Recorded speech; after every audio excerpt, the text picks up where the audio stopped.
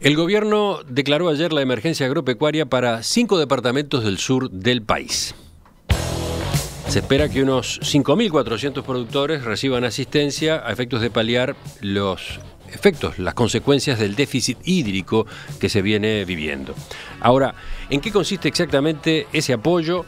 ¿Cómo se accederá a él? ¿Qué otros planes maneja el ministerio? Vamos a conversar en los próximos minutos con el ministro de Ganadería, Agricultura y Pesca, Carlos María Uriarte.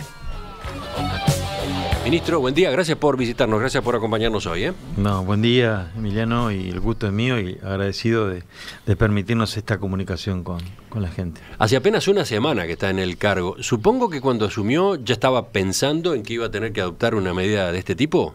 Sí, era muy probable porque el déficit hídrico de muchas partes del país se viene ya desde noviembre. En las últimas lluvias significativas en estas zonas que se han declarado emergencia fueron en noviembre. ¿Se lo coordinó en la transición? ¿Se habló con las autoridades anteriores? No, la verdad que no. No tuvimos opciones de hacerlo, pero sí de irnos interiorizando en la forma que esto se hace. ¿No anduvo bien la transición? ¿De qué está hablando? No, anduvo bien, pero digo, la verdad que hasta que uno no está adentro, hay cosas que uno no las puede manejar. Y es mucha información, además en un ministerio como el de Ganadería, que es muy grande. Bueno, pero vayamos entonces a la decisión. Usted lo mencionaba, la escasez de lluvias no es nueva, viene desde la primavera, desde... Sí, noviembre. Desde noviembre las últimas lluvias buenas, digamos, ¿no? Bueno, y ayer se decreta esta emergencia agropecuaria para 5 departamentos, que son Montevideo, Canelones, La Valleja, San José y Maldonado, no todos ellos completos, ¿no? Ahora veremos los detalles, pero... Primero, ¿cuál es el diagnóstico? ¿Qué diagnóstico hacen en el ministerio sobre la situación en esa parte, en esa zona, en cuanto a falta de agua? Bueno, primero es bueno compartir de que estamos trabajando sobre el protocolo, que en realidad había un cierto protocolo, pero lo estamos diseñando para que una vez que vuelva a ocurrir esto podamos ser más rápidos incluso. Y estamos trabajando en base a información objetiva. Es decir, nosotros tenemos mapas a nivel de ministerio y acceso del ministerio que hacen un seguimiento de la capacidad o el déficit hídrico a nivel de suelos y por seccionales. El tema es que tenemos que calibrar ese instrumento de acuerdo a la realidad. Y eso no estaba hecho anteriormente. Entonces lo estamos haciendo en este momento utilizando los recursos. Lo primero que había que designar es un gabinete que estuviera compuesto por todas las herramientas que el gobierno dispone para este tipo de declaraciones, que se conformó el viernes, con la participación de representantes a nivel regional para tener también un cable a tierra que nos informe.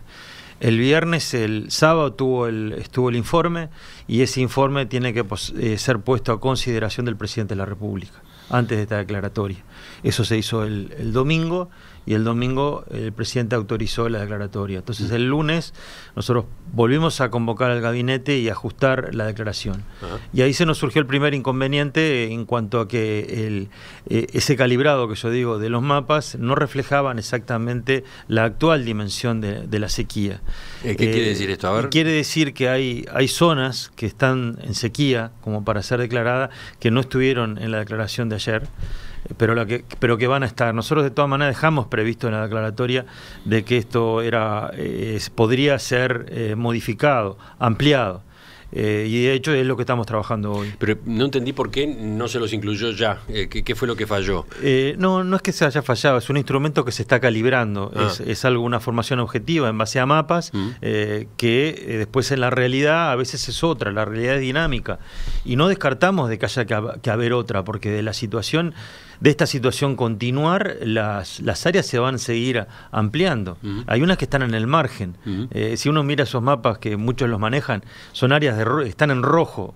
Hoy pueden estar en amarillo y mañana estar en rojo. Estas lluvias que recién ustedes pronosticaban están fallando, porque ya había lluvias previstas para la madrugada y para la mañana de hoy, y ya estamos con un cielo claro y fresco. Para los que somos de campaña, eso no es buen síntoma cuando estamos esperando lluvia.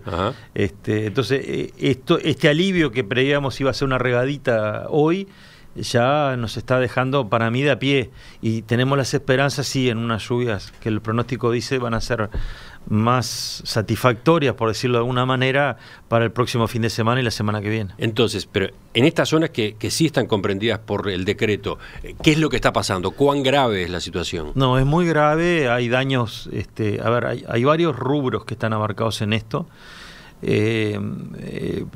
Para mí el sector lácteo es el que está pasando la peor situación, porque la falta de comida, la falta de fibra, la falta de agua se refleja inmediatamente en la producción de leche. Y el otro sector de las zonas que está abarcando, obviamente, es el sector granjero, sobre todo el de producción de verduras de hoja, que eso debe estar muy necesitando, sobre todo aquellos que no tienen riego, ¿no? A ver, yo mencioné 5 departamentos, pero no todos ellos están enteros en esta declaración, ¿no? Por Montevideo ejemplo, Montevideo y Canelones están todas las seccionales, pero el caso de San José, que fue un caso que tratamos ayer con las gremiales de San José, están algunas seccionales, creo que son 4, pero debería estar abarcado todo el departamento, que es lo que hoy estamos tratando. Y elevando el calibre que yo mencionaba, a todo el departamento de San José, probablemente se incluyan también áreas de Florida, que hoy están pasando por un difícil momento también. O sea, yo estimo que esas áreas van a estar cubiertas, vamos a tratar de cubrirlas a la brevedad. ¿Qué pasa con La Valleja? ¿Qué pasa con Maldonado? Y ahí chequearemos. Maldonado puede ser otro que se amplíen las seccionales, porque también ahí está el epicentro, digamos, de la seca. Y La Valleja tendríamos que seguirlo estudiando. Estamos alerta. También hemos recibido La Valleja avisos, está incluido, pero no completo. No, son 2 seccionales. No recuerdo los números ahora, porque es la 4ª y la 8ª, pero no lo recuerdo. Y hay otras partes en el país. Eso quiero también trasladarle a otras partes que se hacen más difíciles de identificar, porque a veces son lugares aislados que no se reflejan en toda la seccional, pero que somos conscientes de que están pasando también un difícil momento. O sea, van a venir más medidas. Pienso, por ejemplo, se va a ampliar. Artigas, ¿no? Artigas es un departamento complicado, zonas complicadas. Colonia también tiene rubros y zonas complicadas. Colonia probablemente sí.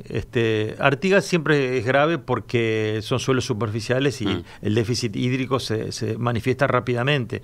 Pero el norte del país en general, no en todo, pero en general ha tenido un régimen de lluvias mejor que el sur del país. Bueno. Lo bueno en esto de destacar, Emiliano, es que el centro agrícola, la zona de Río Negro, donde están la mayor parte de las hojas, es el mejor, el que ha sido más bendecido con las lluvias. Bueno, entonces, en estos departamentos que hemos mencionado y con las salvedades que quedaron hechas, Montevideo, Canelones, La Valleja, San José y Maldonado, ¿qué tipo de productores son los afectados? Está claro que en esta zona del país hay granja, lechería, ganadería, agricultura.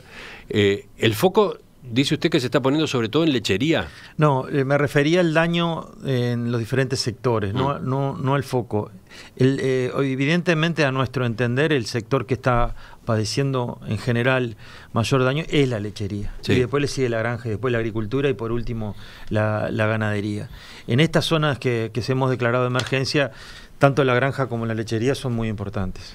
Y entonces, ¿podrán acceder a la asistencia, que ahora vamos a ver cómo es, productores de todos estos rubros, de estos 4 rubros? Sí. El criterio que hemos tenido, que si bien también lo empezamos a trabajar en el futuro, pero unas semanas no da para hacer todo, es el criterio que se vino aplicando en las últimas declaraciones de emergencia. La última fue en el 2018 y para 7 departamentos del norte del país, es atender en primera instancia a los productores familiares, que son aquellos que ya están inscritos en el ministerio, pero además ampliarlo, porque nosotros el concepto de productor familiar lo vamos a modificar. ¿Qué es un productor familiar hoy? Bueno, está definido que tiene cierto tamaño, que tenga un cierto número de dependientes, que viva en primer lugar cerca del predio. O sea, hay una definición que el Ministerio de Ganadería tiene y mantiene, pero nosotros lo vamos a ampliar abarcando a productores que no están inscritos, pero que tengan hasta 100 hectáreas. Para que salió ayer. Sí, ya para esta, y probablemente lo seguiremos afinando, porque hubo mucha gente que en los otros declaraciones de emergencia quedaron afuera cuando realmente lo precisaban. Así que por ahora estamos enfocados hacia esa población. Así que entonces, productores familiares y productores con hasta 100 hectáreas. 100 hectáreas. ¿De qué rubros? De cualquier rubro. Ajá. Bueno. La diferencia que va a haber en esta oportunidad es que vamos a ayudar con dinero. Bueno, ahí está. ¿Cuál es la utilidad, puede preguntarse el oyente que no está en estos temas, de la declaración de emergencia agropecuaria? ¿Qué implica? ¿Qué permite? Bueno, en primer lugar, destacar que como en todas las emergencias, el dinero nunca alcanza, ¿no? Tenemos disponibilidad de unos 8 millones de dólares para atender este tipo de casos, que agradecemos mucho. Es un fondo que está previsto de estos efectos. Un fondo que está previsto y que no se había usado, porque como dije la última vez, es el 2008, este fondo viene de rentas generales. Y es lo que vamos a tener que utilizar. Con esto sabemos que no vamos a salvarle la vida a nadie y va a ser una ayuda. Es decir, la ayuda no puede ser exclusivamente de esto, del dinero. Entonces, la forma en que lo vamos a hacer, estamos estudiando, que en eso estamos en la reglamentación en estos momentos. Una parte en ayuda directa en dinero, porque entendemos que la vez pasada se le daba una ración, que era cascarilla de soja, que en su gran mayoría se importaba de Argentina. Para el oyente que no está en estos temas, la cascarilla de soja, ¿qué permite? ¿Para qué se usa? Se usa para darle comida a los animales, tiene un alto contenido de fibra y de proteína que es muy adaptado para este tipo de animales que se precisa. Y que en Uruguay no tenemos mucho, porque eso es generalmente producto del procesado del grano de soja para sacarle aceite. Y en Uruguay el procesado de la soja es muy poco. Se exporta el grano entero. Por eso que lo debemos traer de Argentina. Entonces, para esos animales que hoy no están teniendo pasturas, bueno, entendemos que se les va a suministrar esta alternativa. No, es que la estamos descartando, no la descartamos del todo, pero para que la decisión quede a criterio de cada productor. Esa soja, cuando se daba en las otras oportunidades, porque exigía embolsado, repartirlo, tenía un costo adicional que lo hacía prácticamente más caro que cualquier otra alternativa que los productores podían tener. Por eso preferimos en este momento dárselo a los productores, y que ellos determinen la mejor usada. Darle dinero, ellos van a tener un crédito. Ayer estuvimos reunidos con Microfinanzas del broker, nosotros creemos es la herramienta, porque el Ministerio de Ganadería es muy malo cobrando. De hecho, en estos planes anteriores tenemos 9.000 deudores, 9.000 personas que no se pusieron al día, y hoy estamos exhortando a los mismos a que se pongan al día, muchos de ellos por pocos montos. O sea, nosotros entendemos capaz que se confundió que esto era algo dado y no financiado. Entonces, capaz que esa gente corrigen ese pequeño monto, o lo vuelven a financiar, o manifiestan su intención de pagar, y con eso van a ser incluidos dentro del plan de emergencia. Pero nosotros de ninguna manera podemos volver a prestarle a alguien que ha incumplido con el Estado. Entonces, a ver, pasando en limpio, esta vez no se va a dar alimento, sino que se va a dar dinero, para que el productor resuelva de qué manera lo usa. Seguramente comprará, ¿qué puede comprar? Lo que él tenga a disposición en la zona en que se encuentre. ¿Qué puede ser? Hay muchas hojas que se están enfardando porque la merma del rendimiento es grande, entonces probablemente vendiéndola como fardo estén haciendo más dinero, y es un fardo de mucha calidad porque está verde, porque tiene proteína, por ejemplo. Esa es una alternativa. ¿Qué otra cosa puede comprar el productor? Y en cada zona se diferencia. Hoy la lechería lo que precisa es fibra. Fibra es pasto, fardo, silo. Entonces cada zona puede tener alternativas, y además el sector, sobre todo el sur del país, está bien organizado en cooperativas que suministran este tipo de alimentos a los productores. Entonces, lo que el productor va a recibir es dinero.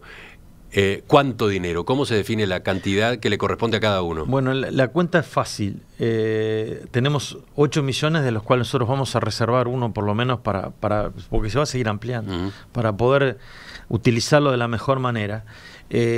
Parte de este dinero va a ser utilizado en forma directa, se le va a dar al productor, pero la otra parte pensamos en destinarla a crear un fondo de garantía para que los productores puedan tramitar un crédito en el Banco República y ampliar. De esa manera podemos llegar a muchísimos más productores. Creemos que esa es la mejor utilización, y no lo hacemos total porque queremos probar este sistema que es innovador y es nuevo. Pero por productor, ¿cómo es la cifra? Y es fácil la cuenta, porque son 6.000 productores y son 8 millones. Entonces no va a ser muy alta la cifra. Ajá. Va a andar, depende de los que apliquen, ¿no? Pero si nosotros le diéramos a todos, que como decía son casi 6.000, va a andar en torno de los $20 por vaca masa. O sea, por vaca. Que también aquellos que no tienen vaca, nosotros tenemos que ir adaptando a algún equivalente. Y lo otro en eso estamos. Y lo otro que usted aclaraba es que esto no es un subsidio, esto es un crédito en definitiva. Esto es un crédito que se pagaría la primavera en 2 cuotas, en la primavera que viene y la otra primavera, con un interés bastante blando, digamos. Y el requisito es que el productor esté al día con créditos anteriores. Sí. Eso es fundamental. Nosotros nuestro deber es a los cumplidores y estimular aparte la conducta de cumplidor. ¿Otros requisitos? Basta con demostrar la voluntad, porque nosotros entendemos que en estas circunstancias tampoco podemos, pero aquel que nunca expresó ninguna voluntad de ponerse al día, realmente nosotros no lo deberíamos considerar en este aspecto. Quiero destacar que en estos momentos de emergencia la ayuda económica no es suficiente, nunca es suficiente, y no es la única forma en la cual se puede apoyar a la gente que está pasando por este mal momento. En primer lugar, nosotros destacamos que de las peores cosas que le puede pasar a un hombre de campo es tener una seca. Es cuanto más indefenso, sin poder tomar alternativas ante esa situación, y es deprimente, es anímicamente destructiva. Y lo que hay que tener es esperanza porque algún día va a llover. Y bueno, en estas circunstancias los pronósticos nos indican que el agua podría estar llegando en el correr de marzo. De todas maneras, hay daños que ya están hechos y son irreversibles de aquí al invierno. La mayoría de los productores de esta zona se han comido toda la alimentación que tenían prevista para el invierno, y debemos prever cómo la podemos reponer. Cada uno sabe y sabe mucho más que yo, pero generalmente la alternativa que todavía es vigente es la siembra de verdeos de invierno, ¿no? Avena, que son de rápido crecimiento y bueno, estamos a la misma vez hablando con los proveedores de semillas y de insumos para los verdeos para que estén a precios razonables y estén disponibles para que la gente pueda acceder a ellos. A la misma vez estamos pidiendo a los institutos encargados de apoyo técnico, como el Instituto Plan Agropecuario, como el INEA, que colaboren, brindando el apoyo anímico en primera instancia y alternativas de cómo sobrellevar este difícil momento. Ayer nos reunimos con el presidente de Conaprole y le exhortamos el mismo apoyo a los productores de Conaprole para que Prolesa, que es quien provee de insumos, esté preparado para que es la defensa más grande que tenemos para evitar que hayan abusos en estas circunstancias de necesidad. Es decir, con esto quiero destacar que lo económico no es todo. Es parte importante, pero no es todo. Y bueno, es lo que estamos en estos momentos instrumentando y reglamentando. Y otro pedido que hay campos, por ejemplo, del Instituto Nacional de Colonización, que no fueron designados en las áreas. Estos son pedidos concretos de los productores de la zona. No fueron designados y bueno, piden permiso o que el Instituto de Colonización los habilite para pastorearlos con productores lecheros que se quedaron sin comida. Obviamente habrá que pagar un pastoreo, todo eso no está fuera de discusión, pero bueno, por lo menos que se les permita acceder por este periodo de emergencia. Estamos con el ministro de Ganadería, Agricultura y Pesca, Carlos María Uriarte. Él está explicando los detalles de este decreto que ha declarado la emergencia agropecuaria en 5 departamentos del sur del país. También ha aclarado que probablemente esta declaración se amplíe, ¿no? Habrá que estar atento entonces a lo que ocurre en las próximas horas. De todos modos, tengo una cantidad de preguntas de los oyentes. Vamos a una pausa. Recopilo algunas de ellas y continuamos entendiendo esta situación y sobre todo otro tipo de instrumentos, ministro. Por ejemplo, ¿qué se está pensando hacer para estimular inversiones en prevención o mitigación del efecto de las secas, ¿no? Para que el productor no tenga que enfrentar problemas como estos que se están viviendo en estos días? Lo vemos enseguida. El gobierno declaró ayer la emergencia agropecuaria para 5 departamentos del sur del país a raíz del déficit hídrico. Concretamente, estamos hablando de 5.400 productores que recibirán asistencia para paliar las consecuencias que está teniendo esta falta de lluvias. 5.400 productores desplegados en un área de 800 hectáreas. No, 800.000. 800.000 hectáreas, perdón, de las cuales productivas son 500.000, ¿verdad? Las zonas abarcadas por las seccionales policiales que estamos considerando son 800.000 hectáreas. Las realmente productivas ahí son 500, y ya mencionamos cuáles son los departamentos, ¿no? Montevideo, Canelones. Todas las seccionales, Canelones todas las seccionales, después Maldonado, La Valleja y San José parciales, pero es inminente que vamos a tener que ampliar, sobre todo en San José, Florida y Maldonado. Vemos algunas dudas que vienen desde la audiencia. Seguimos con el ministro de Ganadería, Agricultura y Pesca, Carlos María Uriarte. Bueno, por un lado hay mensajes de oyentes que señalan que en Florida los tamberos están muy complicados. Eso lo dice, por ejemplo, Mauricio. Usted ya mencionó que es probable que se extienda la emergencia también a ese departamento. Sí, ya hemos estado en contacto con gente de Florida y nos han transmitido su preocupación. Y sí, no dudo que sea de las zonas que estén en la ampliación de la declaración. Después, otra pregunta que aparece con varias formulaciones. ¿Va a ser como antes, se da plata y no se paga nunca más? Dice uno de los oyentes, que luego agrega, entonces me hago productor. Gabriel, dice. Sí, nosotros lo aclaramos y queremos dejarlo bien claro. Esto de alguna manera es dinero que es disponible para todos los uruguayos, debemos ser responsables en su uso. Lo dijimos y lo repetimos, no se van a asistir a aquellos productores que no estén al día con sus obligaciones anteriores. Pero también somos conscientes que muchos de ellos probablemente ni sepan que deben. Por eso los exhortamos a aquellos productores que usaron estos fondos en veces anteriores, que chequeen sus circunstancias y se pongan al día y expresen su voluntad de estar al día, y se redireccionará esa deuda, ¿no? Para que lo pueda pagar. Es decir, se posterga y como decía, va a ser pago en la primavera que viene y en la otra. Ahí está. Lo que usted también puntualizaba, esto no es un subsidio, es un crédito blando a través de República Microfinanzas, pero hay que devolverlo.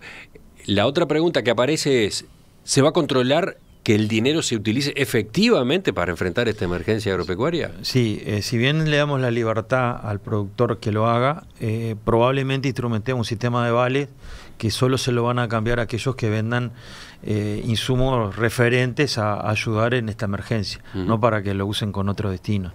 Ahora, de todas maneras, la responsabilidad frente al BROW, que va a ser en este momento, o microfinanzas, va a ser de cada productor, ¿no?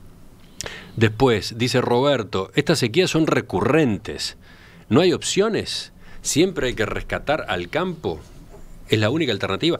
Y esto ata con otro tema que quería consultarle a usted, que es el de las inversiones. Inversiones en este tipo de producción para enfrentar de mejor forma estas contingencias, ¿no? Sí, estoy de acuerdo con el comentario, solo esa parte que siempre hay que rescatar el campo. Digo, ojalá no, pero no es un tema de rescate. Yo creo que esto está enmarcado dentro del desarrollo de un país y todos los sectores requieren de este tipo de atención de parte del gobierno, todos. En este caso sí que hay mucho por hacer, y es también era lo que me refería para cuando decía que tenemos que aprovechar estas circunstancias para ir desarrollando protocolos que nos permitan estar cada día más preparados. Y en ese sentido, el ministro Aguerre tuvo una iniciativa que desgraciadamente se canalizó por otros lados, que era la ley de riego. Esa es otra pregunta. Daniel de Fraivento, ¿qué pasó con la ley de riego? ¿Está vigente? Y bueno, todos saben que públicamente la discusión de la ley de riego se canalizó hacia otros lados que no eran las intenciones de esta ley, pero evidentemente... Usted se refiere al debate sobre la privatización del recurso agua, la violación de la Constitución, etcétera. Absolutamente. Y yo creo que el riego es la alternativa que tenemos para disminuir el riesgo climático. Y en eso destaco el efecto que hay, por ejemplo, en la granja, en la fruta, sobre todo en la pera. Eso no tiene arreglo, porque al que le faltó agua se cayó la fruta, cayó la flor, y hasta el año que viene no hay chance. Si hubiera tenido riego, capaz que estaba sacando una producción fantástica. Pero tenemos que pensar cómo podemos viabilizar el efecto riego. En España, en la parte de Valencia, o sea, al que es increíble, pero no se produce si no es en base a riego.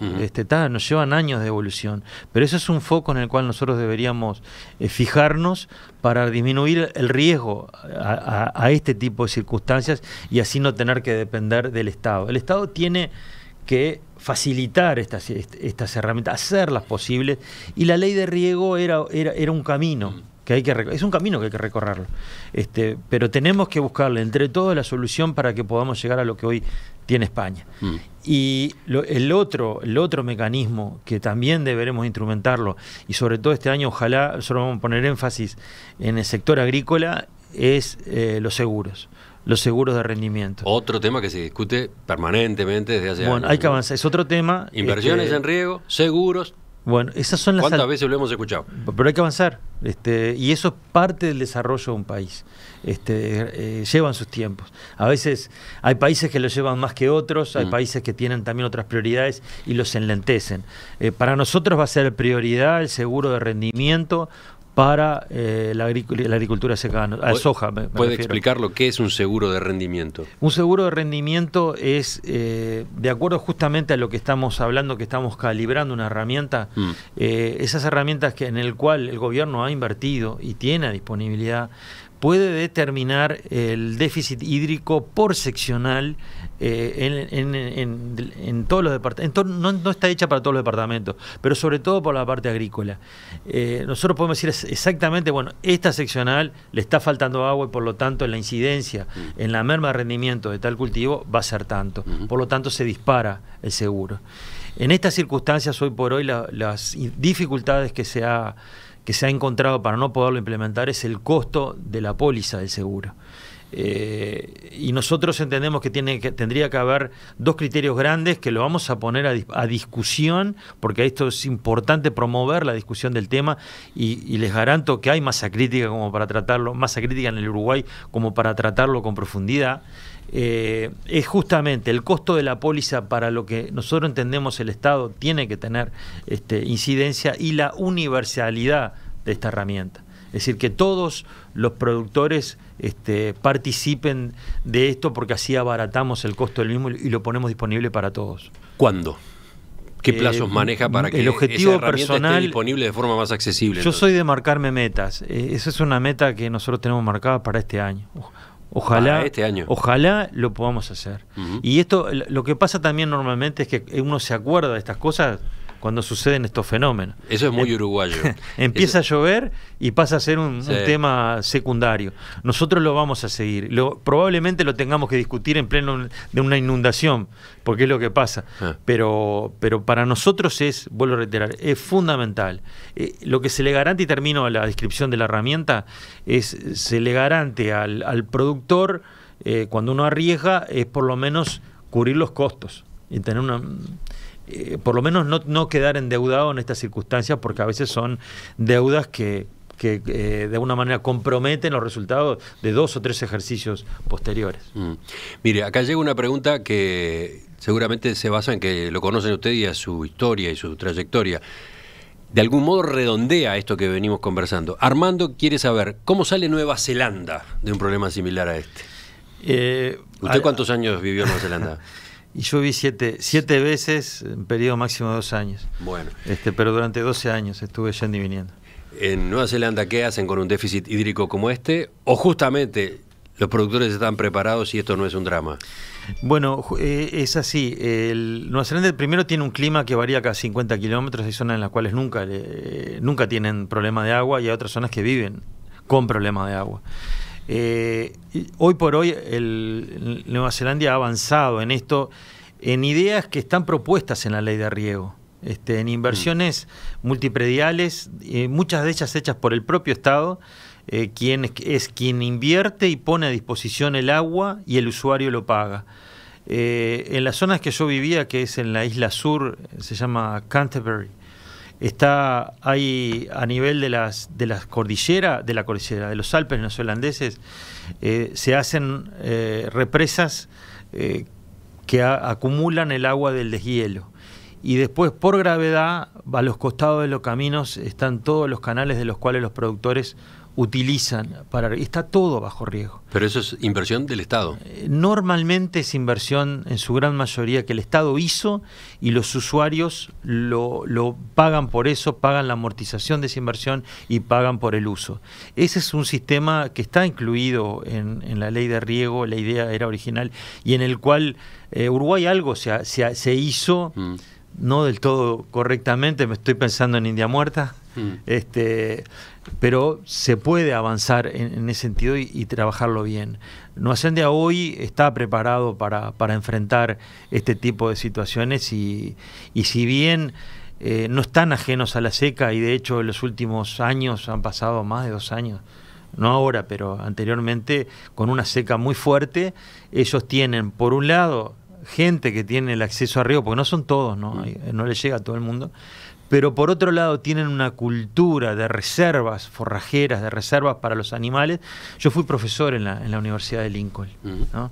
Y yo le tenía que pedir a los estudiantes de último año hacer un proyecto de desarrollo. Y en ese proyecto de desarrollo, las pautas que a mí se me ponían es que tenían que tener reservas para 2 años de crisis. 2 años de crisis. Si no lo hacían, los tenía que bochar.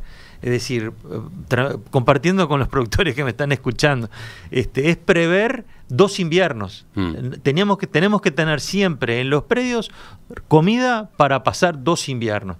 Eso en Uruguay es muy difícil de hacer. No hay hay gente que lo hace, pero es muy difícil todavía de hacer, pero nosotros tendríamos que ponernos como ese objetivo para poder seguir a Nueva Zelanda y estar preparados como están ellos preparados para estas circunstancias. Es decir, padecen secas, pero tienen capacidad, tanto sea por el riego o por las reservas que hacen, de sobrellevarlas mucho mejor que nosotros.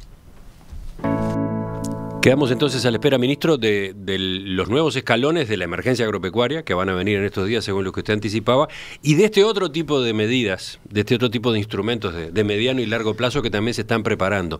¿Iba a agregar algo de eso? Sí, quería esas otras cosas que los uruguayos hacemos y que van contra este tipo de medidas.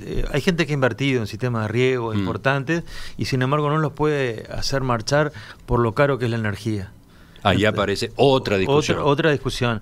Y por eso tenemos que ser coherentes como gobierno para que estas cosas las podamos paliar de la mejor manera. Y otra cosa, destacar que el Uruguay es bendecido en agua, ¿no? No somos de los países que no tenemos agua. Uruguay tenemos abundante agua y obviamente la debemos cuidar como nadie, pero Uruguay tiene acceso, no los tendrá de los deshielos, pero tenemos mucha agua disponible. Si se quedan unos minutos, por lo menos 5, quiero preguntarle a propósito de unas polémicas en las que usted ha estado inmerso en los últimos días. Bueno, trataré. Cambiamos brevemente de tema.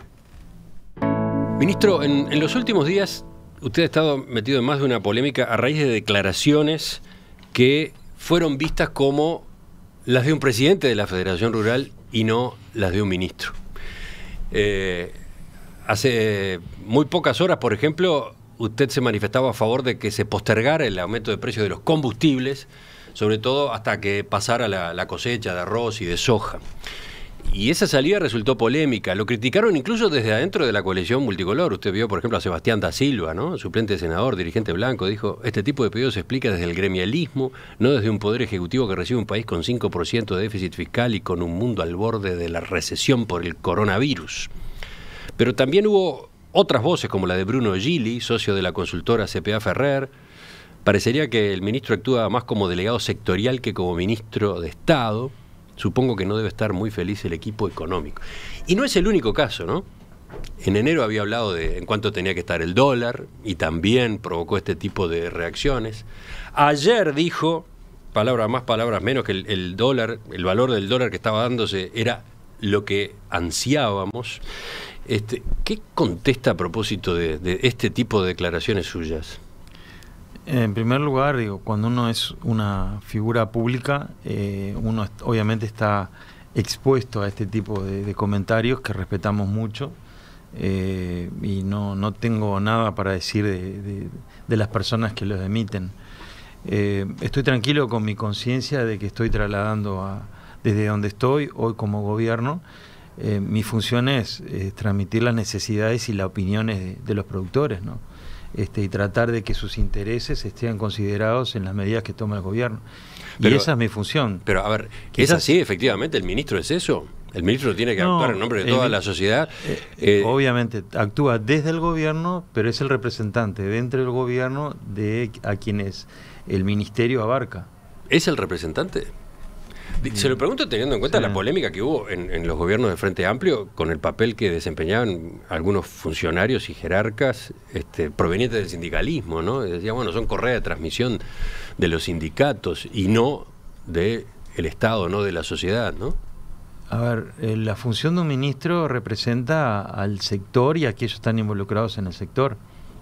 No sé si es un tema semántico que estamos hablando, pero yo me siento, mi responsabilidad en este gobierno es la ganadería, la agricultura y la pesca. Y para mí es muy importante a quienes son los actores de esos sectores, lo que piensan es muy importante. También tengo que ser la articulación entre ellos y el gobierno y represento al gobierno. Por ejemplo, en este tema del valor del dólar, el propio presidente Lacalle Pou en el fin de semana cuando lo consultaron en Tacuarembó, observó que sí, que coyunturalmente podía pensarse de que esa suba del tipo de cambio beneficiaba a sectores exportadores, pero si se daba de manera abrupta y se sostenía, a su vez impactaba negativamente en otros sectores de la sociedad, los que tienen deudas en dólares, etcétera, ¿no? Correctamente. Y por lo tanto, no era algo ante lo cual el gobierno pudiera ser o debiera ser indiferente, ¿no?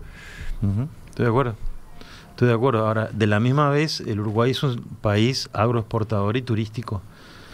Y en ese sentido, el valor del dólar es una herramienta vital para la competitividad de los principales sectores que generan recursos genuinos para todos los uruguayos.